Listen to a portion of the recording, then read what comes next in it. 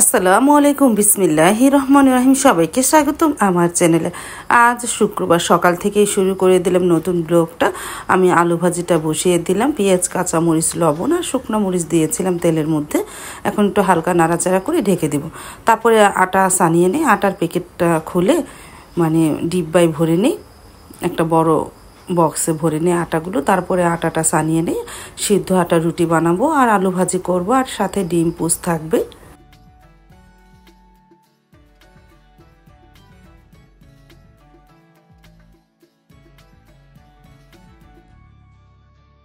এই যে গতকাল রাতে সাইদুল বাবা 2 প্যাকেট আটা এনেছিল, এখন ডিব্বার মধ্যে ঢেলে নিই।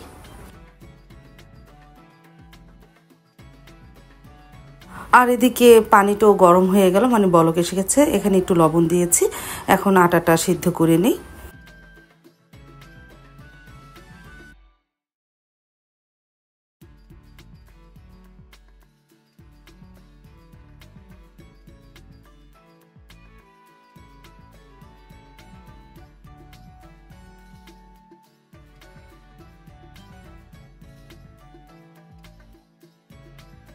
আটা সিদ্ধ হয়ে যাওয়ার পর ভালোভাবে মথে নিয়েছি। এখন গুল গুল করে আটার মধ্যে রেখে তারপরে রুটি বেলে নিই।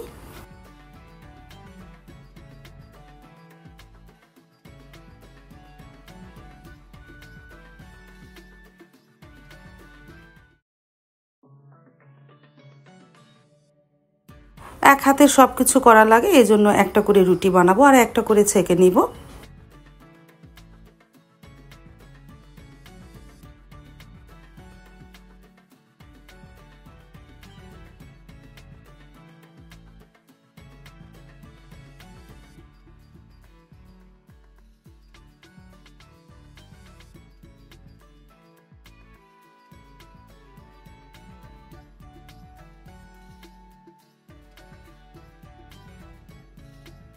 আর পাশের চুলা আলু ভাজিটাও প্রায় হয়ে গেছে, আমি একটু পরে নামিয়ে ফেলবো।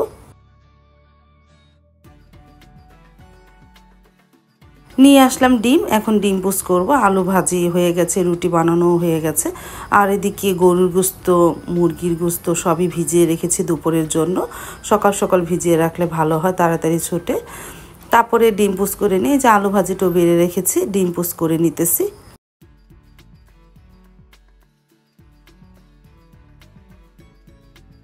আর পাশের চুলায় বসিয়ে দিলাম খাঁটি দুধের চা। আমাদের তো দুধ থাকে, রাত্রে শুধু সাইদুলের বাবা নালে সারামুনি খায়, মা তো ঢাকায়। সেই দুধের চা বানাচ্ছি। তারপর তো সকালের নাস্তা খেতে বসে পড়লাম, টেবিলে নিয়ে আসলাম, আমি খেতে বসলাম, সাবা বসেছে আর সাইদুলের বাবাও বসবে। আর সারামুনি এখন তুই ঘুমাচ্ছে, আজ তো শুক্রবার দিন, এই জন্য ও একটু দেরিতেই ঘুম থেকে ওঠে। এই যে আমিও খেতে বসে পড়েছি। আমার আলু ভাজি দিয়ে রুটি দিয়ে খুব ভালো লাগে, সাথে ডিম পোস্ট হলে তো আরও বেশি ভালো লাগে। আমার ডিম পোস্ট দিয়ে রুটি খেতে খুবই ভালো লাগে।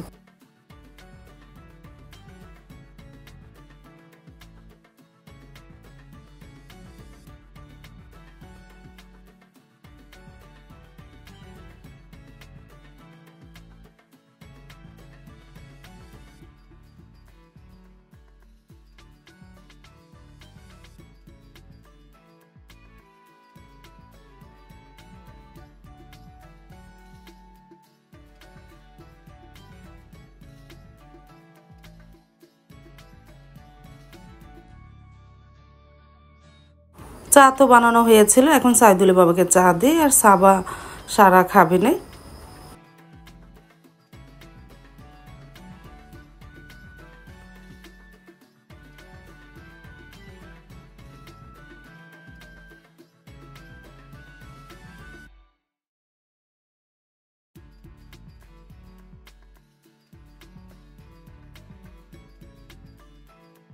তারপর তো সাইদুল বাবা চলে যাচ্ছে দোকানে, না একটু শ্রীনগর যাবে, আর সাথে সারামণিও যাচ্ছে। দেখো সারামণি কি খুশি, শ্রীনগর যাবে, একটু মাল কিনতে যাবে। কিন্তু তারা বের হলো আর টুপটুপ করে বৃষ্টিও আরম্ভ হলো।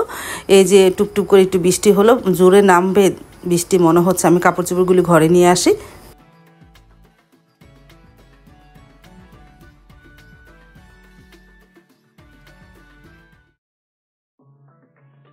দুধওয়ালা এসেছে আমাদের দুধ দিতে, আর বাহিরে তো প্রচণ্ড বৃষ্টি, এজন্য বের হতেও পারছে না। একটু ভিজেও গেছে দুদলায়। এখন দেখো অনেক বৃষ্টি হচ্ছে। সাইদুল বাবাকে ফোন দিয়েছিলাম, তারা নিরাপদ স্থানে আছে, তারা এখন তুই ভিজে নাই। তারপরেও এখন তুই আসেনি শ্রীনগর থেকে।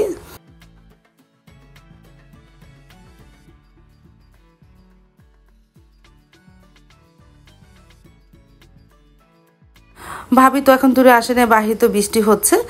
আমি এই ফাঁকে মনে করলাম গরু গোস্ত নামিয়ে রেখেছি, মেখে ঝুঁকে চুলায় বসিয়ে দিই, আস্তে আস্তে হবে না। গরু গোস্তটা কেটে নিই। গরু গোস্তর মধ্যে অনেক চবড়ি থাকে, ই থাকে, আমি সাইড থেকে সব কিছু ফেলে তারপর শুধু গরু গোস্তটা নিই।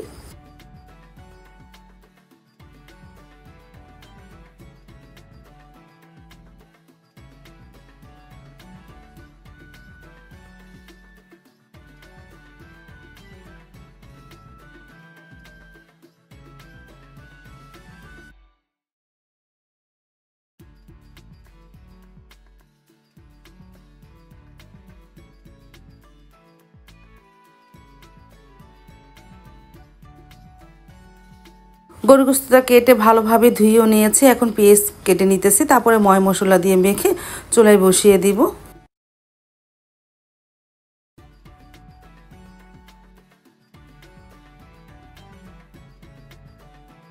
দিয়ে দিলাম আদা রসুন, তারপরে দিয়ে দিব একটু মরিচ ফাঁকি, তারপরে দিব হলুদ ফাঁকি, তারপরে দিব ধনিয়া ফাঁকি, তারপরে গরম মশলা ফাঁকি এখন দিব না, নামানোর আগে দিব। আর একটু লবণ দিতেছি, আর দারুচিনি এলাচ দিব, আর দিব তেল। তারপরে ভালোভাবে মেখে নিব।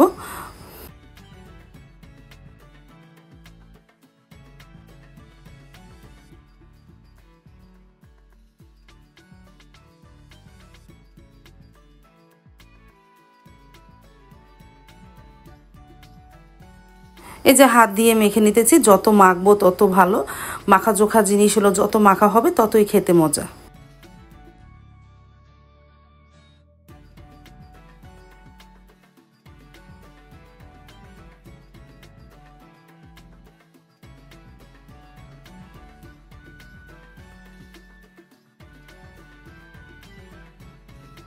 চুলায় ডিম বসিয়ে দিলাম। আজকে রান্না হবে গরুর গোস্ত ভুনা, রোস্ট, ডিমের কোরমা আর সাদা পোলাও। এই দুপুরের মেনু। ভাত তো রান্না করবোই, সাইদুলের বাবা তো আবার পোলাও খেতে চায় না, শুধু ভাত রান্না করব। আর এদিকে আমি ঘরগুলিও গুছিয়ে দিলাম, ভাবিও চলে এসেছে বৃষ্টি কমার পর, এখন ঘর ঝাড়ু দিয়ে মুছে নেবে।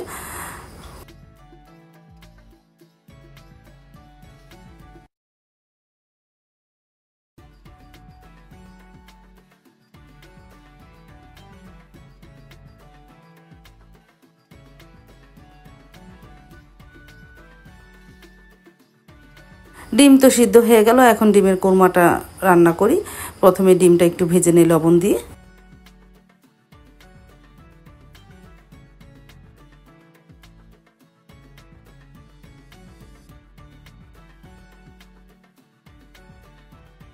ডিমটা তো হালকা ভাজা হলো, এখন বাটা পেঁয়াজ দিয়ে দিই। বাটা পেঁয়াজটা একটু ভেজে নিই ডিমের সাথে।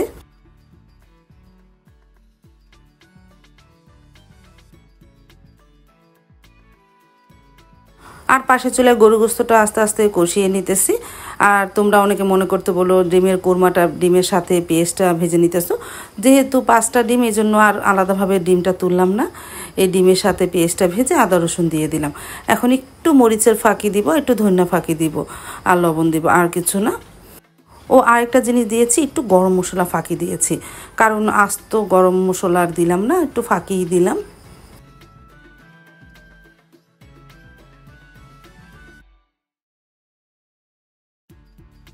ডিমের মশলা একটু কষানো হলে এখন দুধ দিয়ে দিই। দুধ দিয়ে তারপর আস্তে আস্তে জ্বালায় রান্না করি ডিমের কোরমা। সামান্য পরিমাণ একটু চিনিও দিয়েছিলাম, তোমাদের দেখাতে ভুলে গিয়েছি।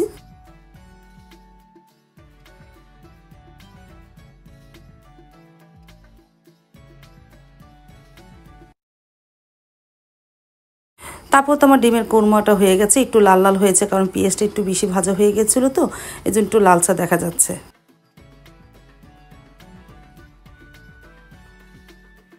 রোস্ট রান্না করব, তেলটা দিয়েছি, এখন পেঁয়াজ বাটা দিয়ে দিই, মানে পেঁয়াজটা ব্লেন্ডারে ব্লেন্ড করে নিয়েছিলাম।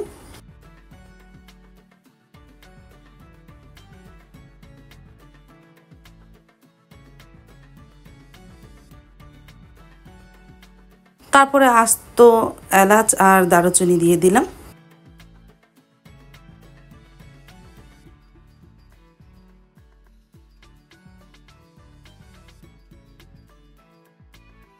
পেঁয়াজটা ভাজা হয়ে গেল, পানি দিয়ে দিই। পানি দিয়ে একটু হালকা নাড়াচাড়া করে তারপরে দিয়ে দিব রোস্টের মশলা, তারপরে দিব আদা রসুন, একটু মরিচ ফাঁকি আর একটু ধনিয়া ফাঁকি, গরম মশলা ফাঁকি আর টমেটো কেচাপ এই রোস্টের মধ্যে দিব। মানে এটি শর্টকাট আমার রোস্ট রান্না করা।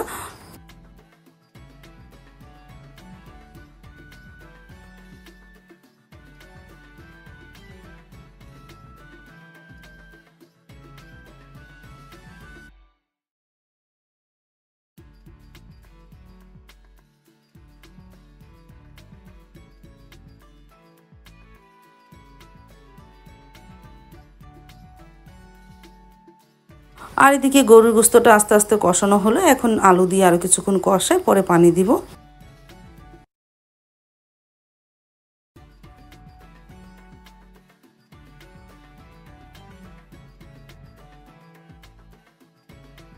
আর পাশের চুলায় মশলাটা কষানো হয়ে গেল, রোস্টের মশলা। এখন মুরগি গোস্তগুলো দিয়ে আস্তে আস্তে কিছুক্ষণ কষাই।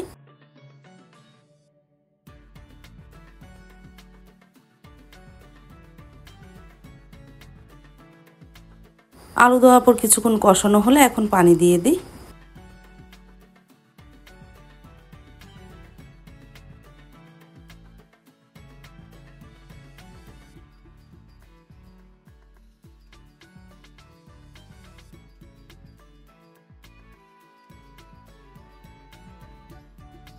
আর এদিকে রোস্টও কষানো হলো, এখন দুধ দিয়ে দিব। পানি দিব না, দুধ দিয়ে রান্না করতে হয় রোস্টটা।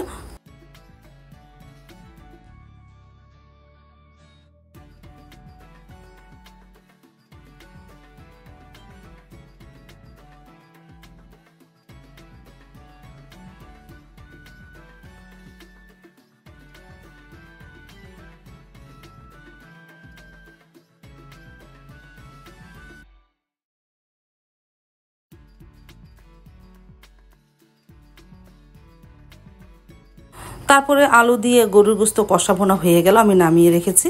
আর এদিকে রোস্টও হয়ে গেছে। আমি একটা বড় পাতিলে বেরিয়ে রেখেছি, গরম গরম থাকবে না, যে ধোয়া উঠতেছে এখনও গরম আছে।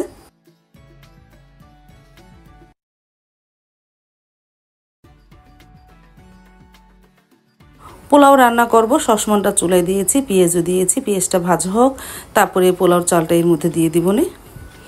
আমি পোলাওর জন্য গরম পানি করে নিতেছি, বলক এসে গেছে। আর এদিকে এই যে পোলাও চাল ধুয়ে নিয়েছি, সাথে পেঁয়াজ, কাঁচামরিচ, দারুচিনি, এলাচ দিয়েছি। তারপরে এই যে পোলাও চালটা ভেজে নিতেছি, সাথে ঘিও দিতেছি। ঘি সয়াবিন তেল তো দিয়েছি, সাদা তেল, এখন ঘি দিলাম, লবণ তো দিয়েছি। পোলাও চালটা কিছুক্ষণ ভেজে নিই, তারপরে গরম পানি পরিমাণ মতন দিয়ে দিব।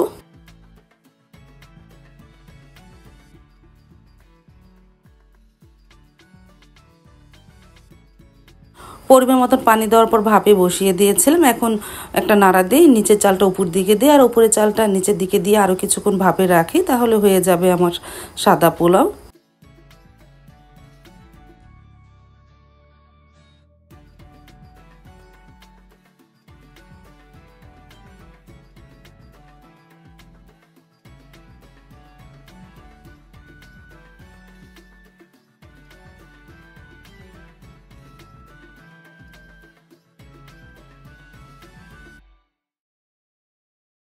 দুপুরে রান্না তো কমপ্লিট হয়ে গেছিলো। তারপরে খাবারটা টেবিলে নিয়ে আসলাম। সাইদুলের বাবা জুমার নামাজ পড়ে চলে আসলো। সারামণি সাইদুলের বাবা খেতে বসে পড়েছে, আমিও তাদের সাথে খেতে বসে পড়বো।